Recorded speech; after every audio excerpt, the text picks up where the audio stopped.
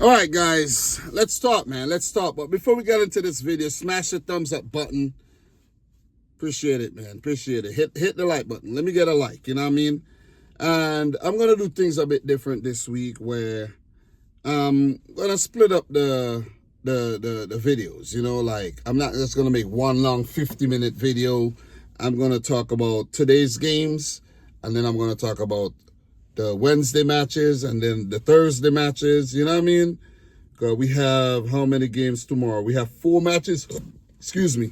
We have 4 matches tomorrow. We had 4 matches today. We have 2 matches on Thursday. So by then I'll have that wrapped up, drop the prediction on Friday, and then on Saturday I'll try to, I don't know if I could do a video on Saturday, but I'll see what I could do, man, but most likely it will be Sunday.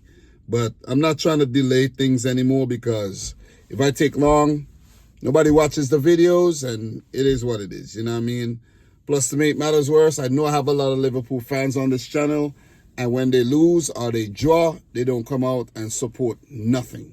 You know what I mean? So it is what it is, though. So let's run through these matches, the 4 matches that were played today. I'm not trying to be super long. I just want to react and give my thoughts on, these games that were played today. So let's start with the first one, man. Chelsea-Bournemouth. It ended in a 2-2 draw. And my prediction, I'm pretty sure I predicted a draw for this one. I predicted a 1-1 draw. So I was pretty on point with my prediction there. And it turned out to be so. Cole Palmer in the 13th minute, great finish. But Justin Kluivert scored from the penalty spot in the 50th. He came off the bench. Caicedo, the culprit for that penalty. And Kluivert continued to convert those pens, man. Antoine Semenyo, ooh, that was a really good goal. A scream of a goal in the 68th minute to put Bournemouth ahead. But then Reece James came back in the 95th minute to put Chelsea level. It was a good match. I think, Bournemouth continued to punch above their weight. But for Chelsea, I have to say, they have dropped the ball, man. They really dropped the ball. They were going good. They were doing their thing. And then they can't seem to win a game anymore. You know what I mean? No wins in their last 5. It probably stretches a little further. But I like to go on the last 5 because that's the stat I have right in front of my eye right here. So they move up to 37 points. They're in 4th position. And Bournemouth, they have 34 points in 7th position, and they are unbeaten in their last 5 matches. Give it up to Andoni Iraola and Bournemouth for, the valiant effort they've put out this season, man. They've been really, really good, and they deserve nothing but, credit for this. Because, come on, man, we would associate Bournemouth with being down there, let's say 14, 15, 16, closer to the relegation zone than they are to the top, but it's the other way around right about now. And at the beginning of the season, I call these guys a mini Barcelona. Look at their kits, you know what I mean? Look at the way they're playing. And it's just a treat, man. It's just a joy, you know what I mean? And it's testament of how good the Premier League is, you know what I mean? So, well done to Bournemouth, man. Big point. Big point. I did not watch the game, so I can't really go into details. I could only share my thoughts on the result and just give you my, my raw reaction here. But I see that the youngster Achiampong started another game for Chelsea in defense, while they had Adebarayo on the bench. They had Renato Viega, who could play as a centre-back on the bench. So I guess Maresca trusts the young defender. But, this is what it is. Caicedo played at right back. They had Lavia and Enzo Fernandez in the team. So, Chelsea looked kind of light defensively there. So I could understand why Bournemouth did their thing and went out there and, they were really, really impressive. But definitely kudos to Bournemouth. They would feel like they won this game, and Chelsea would feel like it was a loss because they led the game and came back and, they went behind but came back in the game again. So, guys, that's it for that game. 2-2 is the result, and that's exactly what I predicted a draw. So, the next game, West Ham, Fulham. What was my prediction, guys, for that one? A 2-1 win for West Ham. New manager bounce. Graham Potter, I predicted him to win his first Premier League game, and he went on to do so. Carlos Soler with a really good goal in the 31st minute. I think that was his first Premier League goal for West Ham. Then Shusek followed up in the 33rd. And then Iwobi with an equalizer in the 51st, not an equalizer, a comeback goal there, on the comeback trail there in the 51st. But Paqueta gifted a goal in the 67th minute there. Fulham playing out from the back, and Leno closed down by Danny Ings, and the rest is history. But then Alex Iwobi went ahead and scored another goal, 78th minute, pretty much identical to the goal he scored in the 51st, where he put the ball in the box. Raul Jimenez went for the header. He missed, and it beat the goalkeeper. The same exact goal, man. Identical. Very, very weird. But Fulham would feel like they deserve more from this game, man. These guys had 21 shots at goal, 5 on target, 57% of the ball. While West Ham only had 4 shots, 3 on target, 3 in the back of the net. This is an amazing stat here, man. But judging from the replay, the highlights, very, very good game. I think Alex Iwobi deserves a lot of credit. They hit the post a couple times. There was a couple near misses as well. This could have easily gone Fulham's way. It could have easily ended in a draw. But it's West Ham who go on to take the spoils in this mini London derby, I would like to call it. But big 3 points. They need it. And the West Ham board would feel like they did the right thing by sacking Lopetegui. They have 26 points. They are 12th in the league. And they're only 14 points away from safety. I think West Ham should be safe. As for Fulham, they suffer a setback. They have 30 points, 9th in the league. I think Fulham are fine. They probably have aspirations of playing the Europa League or the Conference League, but that's not out of the question. They could still make it. So big win for the Hammers, man. 2-2, 2 great predictions. So we move on, guys. Listen, man, I know Liverpool fans are not coming out to watch this video, so we're not going to leave that one for last. This headline is basically going to talk mainly about Manchester City dropping points from a winning position. 2-0 up. So, Forest won, Liverpool won. What was my prediction for this one, guys? It was a 1-1 draw between Forest and Liverpool, and it ended just so. So, that is 3-3 so far, you know what I mean? But I did not get my City predictions right. I will get to that pretty soon. Did not watch this game fully, but I tuned in. I saw Fulham had scored. Forest had scored. And then I watched the game simultaneously with the Man City Brentford game. And then, once City game went to halftime, I watched this one. And then, so I got to see majority of the game, but not the whole game. Chris Wood in the 8th minute, really good goal, getting in behind, beating Alisson, and then Diego Jota off the bench in the 66th minute. I think that was the substitutes linking up Tsimikas and Diego Jota, if I'm not mistaken. Correct me if I'm wrong down below if Tsimikas darted that ball into the box for Jota to hit in the back of the net. Let me double check that. I think it was Tsimikas. Yep, it was Tsimikas. So, who knows? Maybe Tsimikas might be starting games for slot pretty soon. But I have to say, it was a much better second half for Liverpool. They were pretty absent in the first half. I think Forest held their own pretty well. And defensively, they continue to look really, really good. Very, very sound. But it was a challenge in the second half to keep Liverpool at bay. But they deserve a lot of credit. Matt Sells, man, in goal. Big, running out. Making himself huge. Putting these big saves. Stretching out.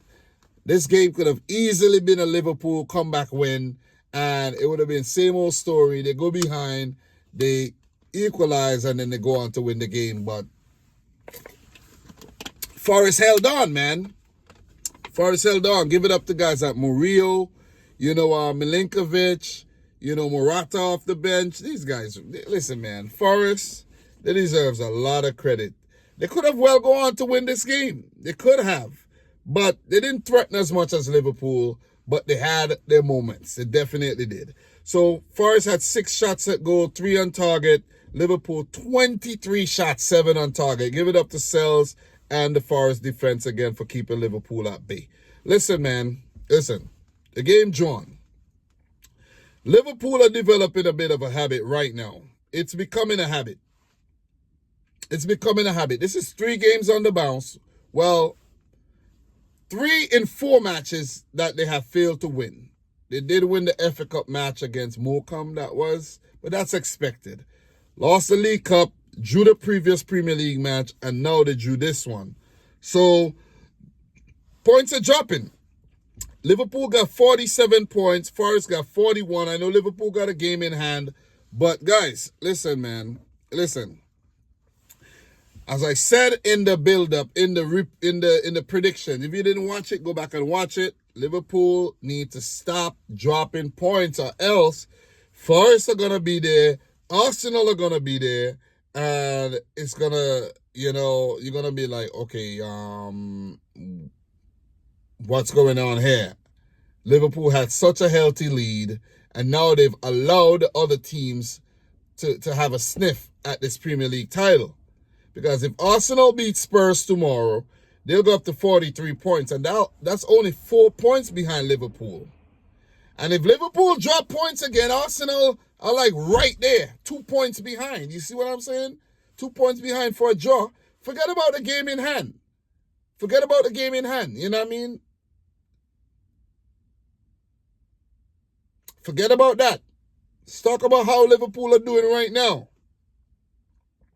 This is a cause for concern. 6 points, 7 points. Listen, that could dissipate like this.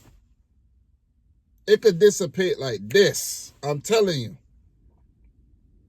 Liverpool got to be careful. They got to be careful. And it's too bad that City failed to win their game today, because if City had won, they would have gone up to 37 points. And that's only 10 points behind Liverpool. And if Liverpool keep dropping points, it'll be 7, it'll be 4. And by the time you know it, Man City is like in the title race again. You see what I'm saying? So it's like, if you want to win the title, you can't. You got to keep your foot on the gas. You got to be more clinical. You can't be this complacent. And I could see some complacency creeping in. Even though they are not losing games, they have drawn 5. That's a lot of games. That's a lot of games to draw. 5 games. All the teams have drawn a minimum of 5 games. Could be a weird season, man. It could be a weird season. But a lot of credit, the credit goes to Forest. They were resilient, they put up a fight, and they resisted Liverpool. They repelled them. Liverpool went out there, they did what they could do, and they failed. 1-1. 1 point gain for Forest, 2 points drop for Liverpool. That's my thoughts on that game. I'm not going to linger and draw this out any longer. But last but not least, Manchester City, Brentford. This was an away game for my team, and I predicted a win. Let me see, what was my prediction, man? I knew Brentford would score. I think 3-1. Yeah, 3-1. And I have to say this, man. I have to say this. Credit to Brentford. They could have well gone on to win that game from being 2-0 down. They could have gone on. If it wasn't for Nathan Ake's heroics clearing the ball off the line twice. I'm like, God damn, Ake. Invaluable. Apart from that, the defense still looks very, very shaky. Of course, you got Mateus Nunes playing as a right back. Kyle Walker want to leave the club. He's the club captain, and he want to leave in the middle of the season. You know what I'm saying? People are selfish, man, But you just got to let people do what they want to do. Just go do your thing, man. If you don't want to be here, go ahead. You see what I'm saying? You're not getting the game time? Okay, you got to come to the realization that you're not as fast as you used to be. You're not as good as you used to be. Okay, go to AC Milan. All right, City, they have signed 2 defenders. Kusanov from Lens and Reyes from Palmeiras. So we got reinforcements coming in. They're young, they're inexperienced. But who knows, man? And maybe it's just the raw talent that we need right about now. We need some speed, and we need some brave players. We need some injection of life, new life. You see? And I thought that we were going through a renaissance right now, but this is a minor setback here. But I have to say it's a relief. I'm disappointed, but it's also a relief not to lose this game. I wasn't even mad. I was just disappointed.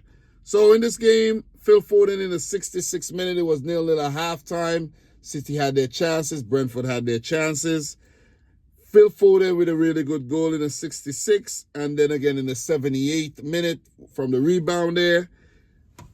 This is the problem I have with the team right about now. When you have opportunities,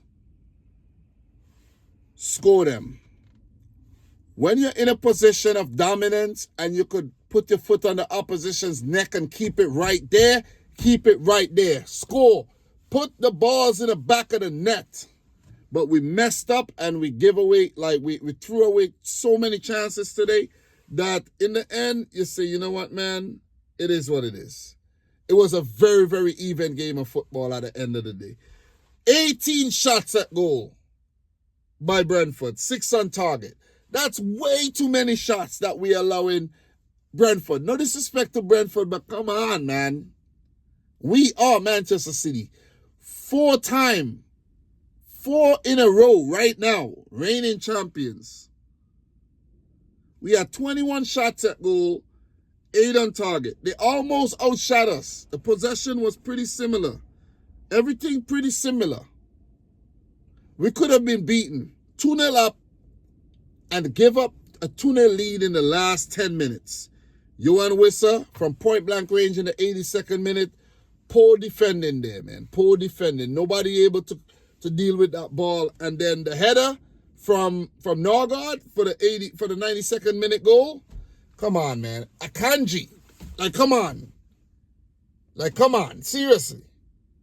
Norgard wanted it more, and Ortega couldn't keep it out the back of the net.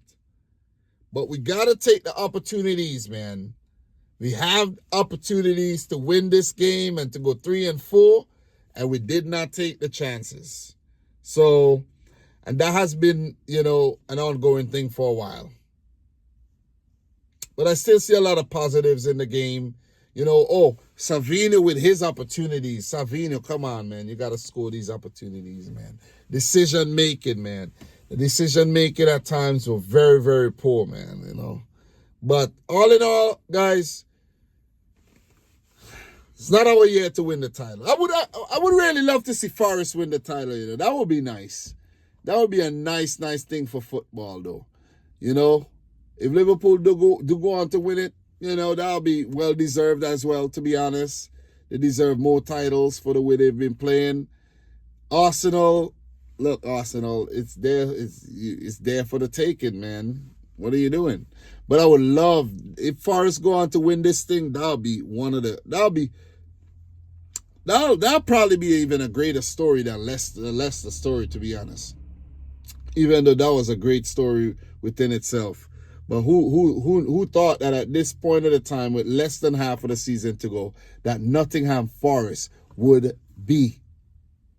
I don't know if they're in the title race.